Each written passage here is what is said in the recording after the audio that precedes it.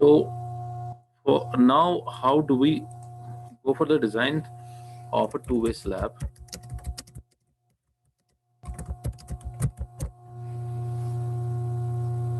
In a one-way slab, you had a predominant movement in one direction, and that was the direction in which the load was being transferred towards the shorter direction, and there was along that direction all the moments were being transferred, or it was in that direction where the larger where the edges were supported. So that was a case of a two-way slab, so of a one-way slab. Now in the case of two-way slab, what do you have? You have all the four edges, they are supported. You will not be having a two-way slab in will you be having a two-way slab without edge supported? You could have a two-way slab without one edge not being supported at times, and similarly even two edges not being supported, not supported.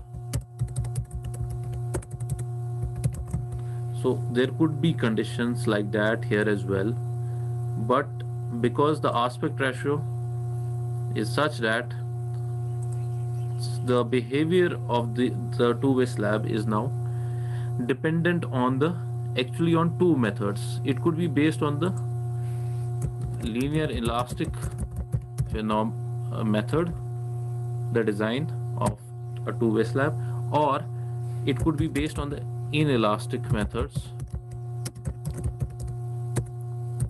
and one of which I discussed was the yield line method.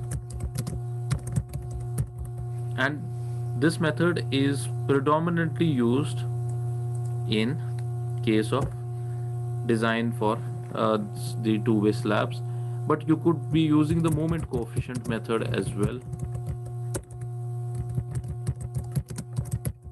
in its design.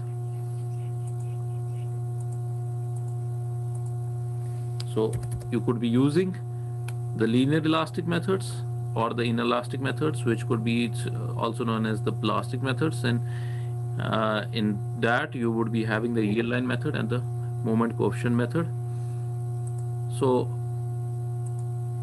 now you a two-way slab, similarly as the one-way slab, it could be supported on three edges. This is one, this is second.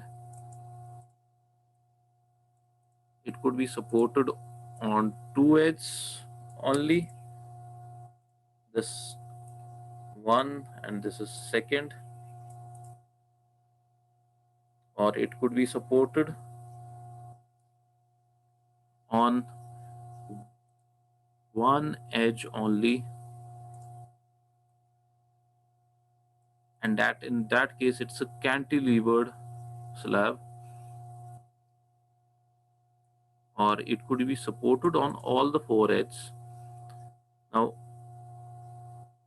this could also vary. It could be supported on two edges, but the two edges are adjacent. One edge is this, and this is another edge. These were the two opposite edges being supported. Then there could be a case when the shorter edges are being supported and the longer edges are not. Then there could be a reverse case when longer edges are supported and the shorter edges are not. So there could be many um, conditions uh, which could arise for the supports and their edge, the support so of the supported edge. Now this has an effect on the so uh, I would suggest you to go through yield line analysis and study the yield line analysis, and that would help you a lot in how to uh, determine the deflection profiles for a two-way slab and also the failure patterns of a two-way slab. So the methods that would be using in movement coefficient method is one of the methods, not the yield line method. That's not in your curriculum. Would be using the movement coefficient method for the design of the two-way slab. Uh, what about the linear elastic method? The behavior of two-way slab is such that if we use the linear elastic method, it will not give the correct picture of the design of a two-way slab, because in a linear elastic method we are assuming that the slab is totally acting as a linear material and an elastic material. However, a two-way slab behaves in a complex phenomena. You just saw that there is torsion happening at the corners, there is thereby rotation happening at the corners, while as at the same time the center of the slab would be under the deflections, which would be plastic deflections, and the rest of the slab, which is not at the corner, along the edge, would be in a different mode of behavior at that similar point of time. Thereby, the behavior being such a complex, the linear elastic method, assuming that the slab is a plane section and it's bending in a plane form, which is somewhat like this, that there is a beam and the beam is supported or loaded and it undergoes deflections in a simple formation like this. But that's not the case that would happen. And if you take the along the diagonal uh, and you determine the deflection profile, that would be totally different along the diagonals, and what you take along this and this, that would be totally different, and the deflection profile. So it's a complex phenomena. So it's the moment coefficient method is the easiest method to be used in determining, analyzing the slab for movements and thereby for designing it. So before going into that, we'll go into the design steps for a two-way slab.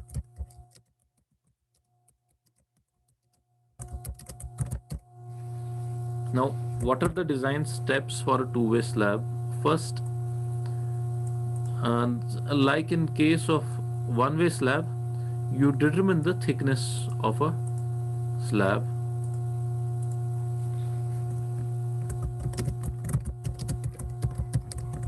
Now, that's based on deflection control.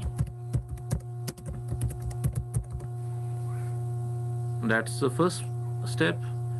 That's the a design step. First, you would be determining the slab thickness if you know the base area of the slab, because you, while designing for a slab, you would always be knowing how many columns and where are the walls placed, where are the beams placed.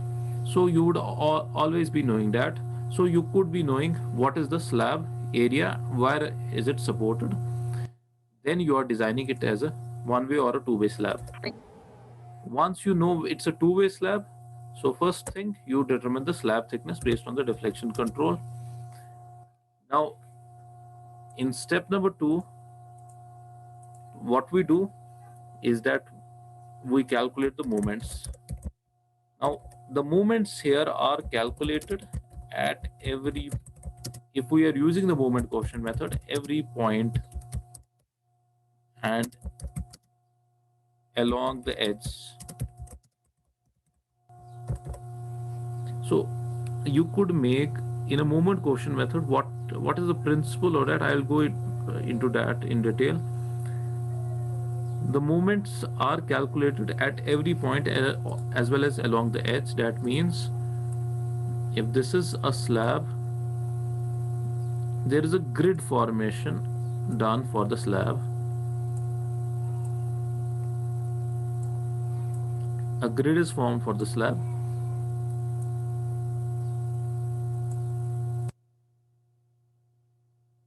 You could be analyzing it as a rigid material or as a flexible, as a rigid element or as a flexible element.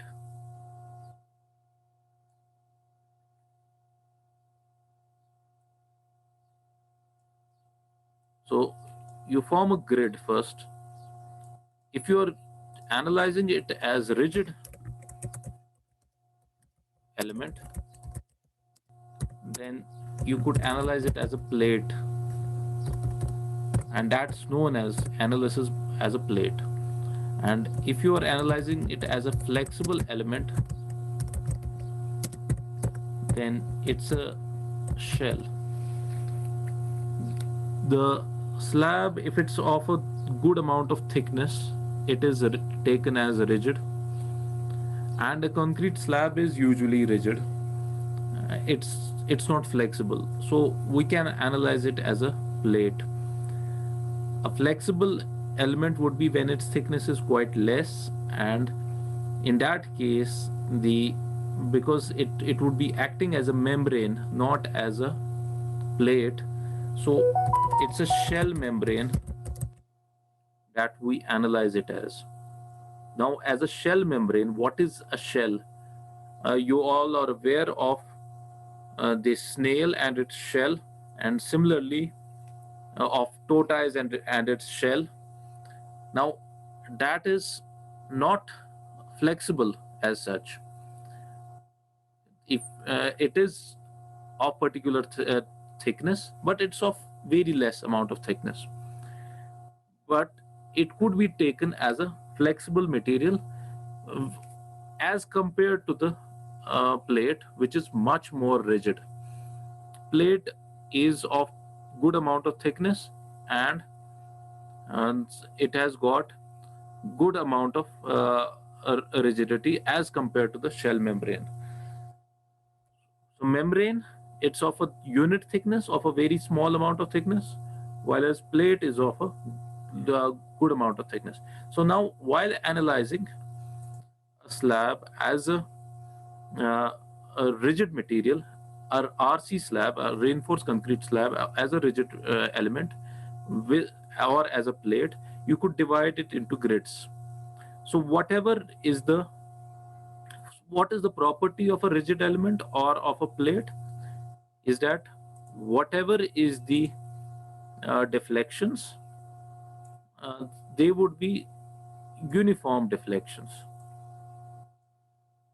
The deflections which are determined along this grid at every node, these are known as nodes between these grid lines, they are the deflections are uniformly varying, or you can say they are linearly varying when you take it as a plate element or analyze it as a plate element. Although the same thing is not happening in a real condition, but similar conditions arise. You do not see a slab, an RC slab, आपने कहीं पर देखी है कि which is actually bending a lot at the center and lifting up at the edge. It does not happen because an RC slab is quite a rigid element, which I was just showing you. This much amount of lifting, it does not actually happen. That much amount of lifting actually does not happen in an RC slab. So that could happen towards the failure of the slab. But in design, we do not design it for failure, we design it before failure, which is our design philosophy. So we can treat it as a rigid element or as a plate element, so the deflections are uniform throughout the grid or at the nodes of the grid. So thereby, the movements that are developing at the center of this, they could be uniformly transferred towards the edge of this. They could be uniformly transferred towards the edge of this. So for that, there is a moment coefficient. It will not be same. The moment which is at the center will not be same as the moment at the edge, but it will be uniformly or linearly transferred towards the edge. So for that, in moment quotient method, the interpolations are used. The moments are at the center are calculated, and then the moments at the edge are calculated, and the through interpolation. What do you mean by interpolation? Any one of you? Yes. Are you aware of interpolation in mathematics?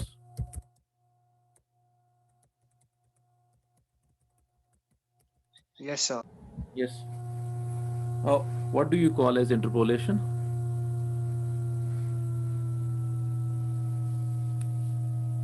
Interpolation is when you know the two values on a scale. If you know the two values uh, about x-axis, you are aware of this is x-axis and there is y-axis. If you know one value here and you know the other value here, so whatever the values in between these, you are interpolating them, you are predicting them actually within the boundaries. These are the two boundaries here. So you are interpolating the values between the two boundaries. So if you know the edge moments and the center moment, rest for all of the slab, there is an interpolation used to determine what would be the moment. So that's based on assumptions that it's rigid, it's so the deflections are uniformly varying, the maximum deflection happening at the center and almost zero deflection happening at the edge. So there would be deflections in between them which would be linearly varying, and thereby you could be determining the moments between. But we do not go for design for such a complex design कि आप हर point पे movements निकालोगे, फिर हर point पे आप slab में आप reinforcement provide करोगे. Now that would be very difficult if you do that. फिर आपको, and you don't know what is the grid span, what is the spacing between these grid lines, what have you taken. So you could take a 1 mm grid, you could take a 10 mm grid, you could take a 100 mm grid, you could take a 1000 mm grid. So for every condition, the requirement changes. What is the requirement? Maximum moment will always be at the center of if this is supported on all the four edges, the maximum moment would be always at the center then. So maximum आपको reinforcement फिर कहाँ पर provide करनी है? At the center, along these two directions both. And then it would keep on decreasing towards the edge as well as towards the corner. But there is, so in this step number 2, now we have calculated moments about every point along the edge, but we do not need to calculate it because codes have already given the tables as well as charts for determining the moments along the slab so as to make our work easier. Then in step number 3, once you have calculated the moments, you would be going into determining the area of reinforcement required in both directions. Now there is a primary and a secondary moment here. There would be primary moment and a secondary moment. Now here in this case, there is a shorter direction along which you would be taking the primary, because along this, that's the easiest path. If all four are supports here, that would be the shorter direction would be the easiest path. So the primary moment would be this would be the primary moment along this direction, and the secondary moment would be taken along this direction. Sorry, the primary reinforcement would be along this direction, the primary moment is along this direction. This is the primary reinforcement.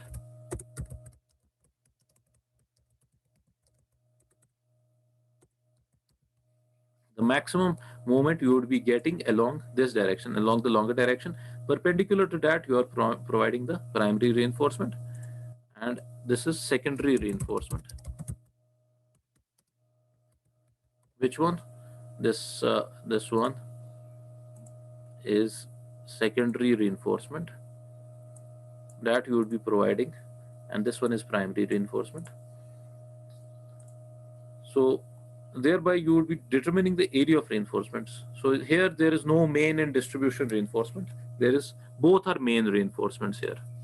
Remember that in two-way slab, both are main reinforcements, but there is a difference between primary. You are taking one as primary and the other is secondary. There is no distribution reinforcement in this case. Now, apart from that, could you be providing the distribution reinforcement as well in the two-way slab. And do we require that? We do not usually require the distribution reinforcement because we have provided the reinforcement along both the directions. And but there is a distribution reinforcement could be provided at the corners. Why? Let me show you what happens. If this is a slab, now if you have provided a reinforcement like this,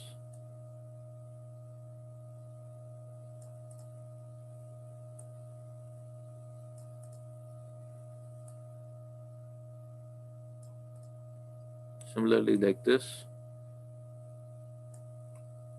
so right up till the center you would have the reinforcement, but at the corner, at this point here, this point, similarly along this here near the edge,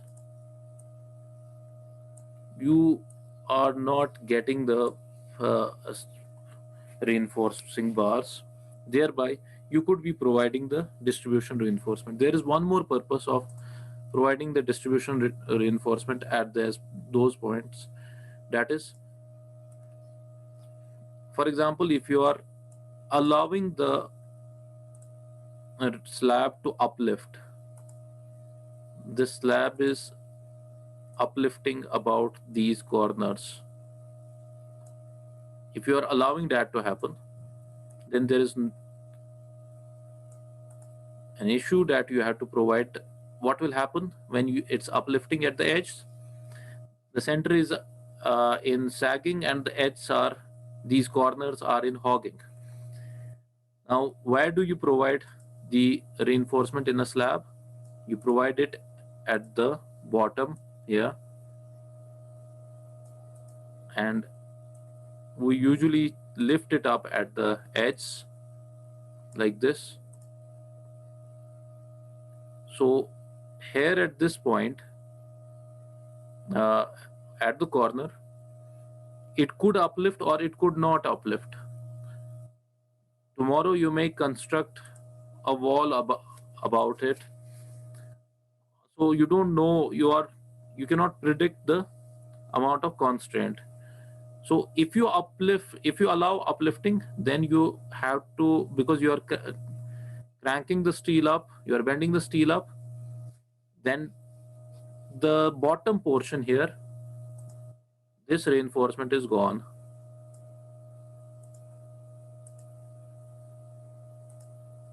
At the corners, and similarly along the edge, that reinforcement is gone, that's gone up. So you could provide the distribution, because for unpredictability purpose you could provide the distribution reinforcement here at the bottom near the edge as well as at the corners. So a distribution reinforcement would be required while you are cranking up the bars for this tensile loads acting at these corners, as well as they could act along the edge. So you could be providing the distribution reinforcement at those points. Then you have, apart from this which I just discussed, now you have a corner reinforcement. Why do we require corner reinforcement, and what is its purpose? The corner reinforcement is provided at the edge, at the corners. Now if this is a slab and you are not allowing this corner to uplift, when you are not allowing this corner to uplift, what is happening? There is a resistance happening in the corner. There is a natural tendency of this corner to uplift, but you are not allowing it to uplift. So by beam column arrangements above it and below it, similarly you have a wall below it and above it, you are not allowing it to uplift. In that case, the corner comes under stresses. Now those are torsional stresses. that develop in the corners. So you need to provide a grid of a reinforcement at the corners, which is in addition to the reinforcement that you are already providing in a slab. So there would be a grid of reinforcement here at the corners.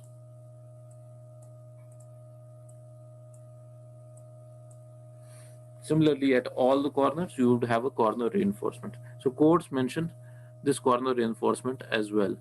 So finally, then in the next step, you could check the slab for the deflections that happen in the slab. So that would be the last step in which you would be checking the slab for the deflections. Whatever is the step number, you will be checking it for the deflections.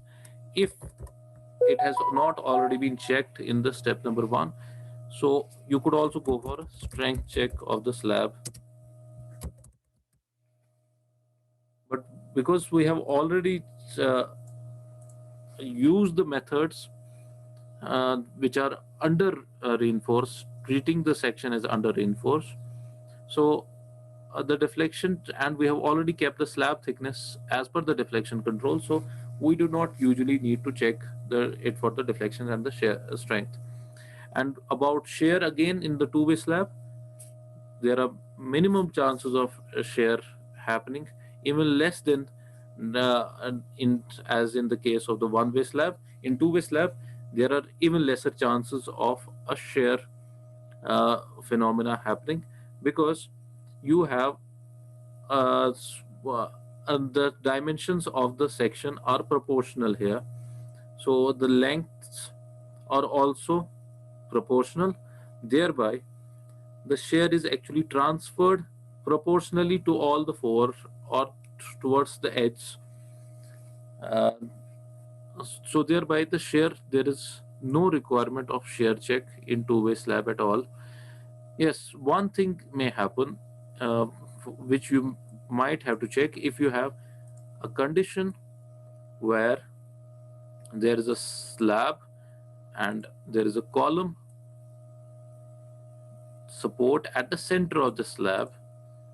In that case, you might need to check it for punching shear, this slab for punching shear. And what is a punching shear? There is always a possibility of the slab that it can bear through the column above it, about which it is supported, like in this case. So, but because you have uh, a configuration of beams here, like this,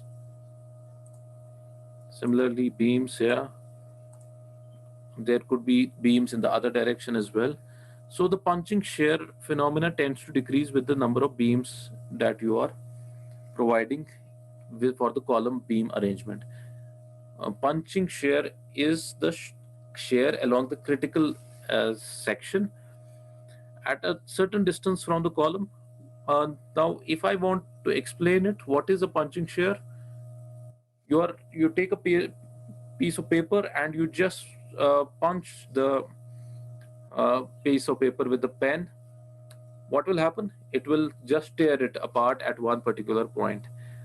This is the same thing. If the thickness of the slab is less, and you have uh, now you would say that this is actually bearing. Now there is a difference between bearing of the slab and the punching of the slab. Punching is actually happening about a particular point. So that's why I use the term pen with a needle, with a tip, which is passing through the paper. So it tears through the slab. Even if the thickness of the slab is quite good, still there could be chances of the punching happening along the edge. So this could be taken as the tip, this column, and this is the tearing pattern for, and this happens due to shear forces getting distributed through that section, because the loads are actually transferred from the column. above it and below it. So the columns could tear through the slab, and that usually happens when you have quite less thickness of the slab. So s- although the slabs are always provided with less thickness, minimum thickness, and we say that we do not require shear when there is less thickness, but in case of punching shear, it is a phenomenon that happens usually with minimum thickness. So greater is the thickness, the chances of it happening decrease. So this, here you could go for this check if there is a condition of column like this. So these are the design steps for the two-way slab. And next, in next lecture, we would be going to the two-way slab design, and probably you also have a flat slab introduction, just an introduction. I'll finish that also in the next lecture, inshallah. So a two-way slabs and the flat slabs, that could be covered in the next